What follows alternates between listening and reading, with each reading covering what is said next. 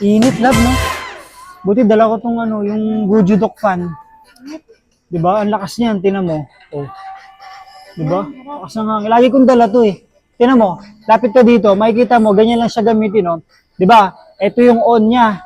Tapos pag binaba mo, off yan. Tapos may Type-C na yan nakasama, Type-C cable. Kapag ka mag-charge ka, dito mo sasaksak.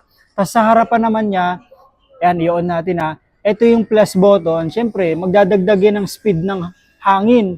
Pag minus, di alam mo na, magbabawas. Tapos, after mo makita yung speed ng hangin, makikita mo naman yung battery percentage. 4,000 mAh battery na to.